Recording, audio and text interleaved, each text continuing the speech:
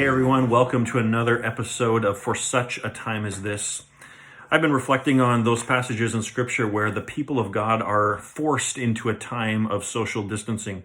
And I've been particularly thinking about the Apostle Paul as he was often thrown into prison, and how did he spend his time when he was forced into these situations? Even more specifically, I've been thinking about the very last letter that we have from the Apostle Paul, which is his second letter to Timothy. In this letter, we see many of the things that we are currently struggling with. Paul, for instance, is really struggling with loneliness, and he's having to cope with that and deal with that. But he's also trying to make lemons out of lemonade, so to speak. He's taking the time to try to be productive. He's writing the letter to Timothy, for instance. But there's a little part in there that I want to draw out that comes at the very end of Paul's second letter to Timothy to encourage you in today. And it is this, that Paul, during his time of forced isolation, during forced social distancing, intentionally sought to grow in his knowledge of God. His knowledge of God. And he sought to grow in his knowledge of God through reading. Not just through reading the scriptures, but through reading good books as well.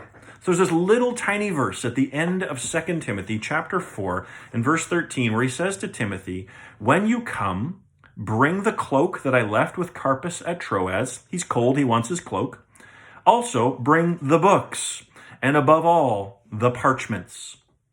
The books, and above all, the parchments. Now listen to what a famous preacher named Charles Spurgeon wrote about this passage in the late 19th century. He says this, "We do not know what the books were about, and we can only form some guess as to what the parchments were. Yet even an apostle must read. Paul is inspired, and yet he wants books. He has been preaching for at least 30 years, and yet he wants books. He had seen the Lord, and yet he wants books. He had had a wider experience than most men, and yet he wants books. He had been caught up into the third heaven and had heard things which it is unlawful for men to utter, and yet he wants books." I like this one. "He had written the major part of the New Testament, and yet he wants books."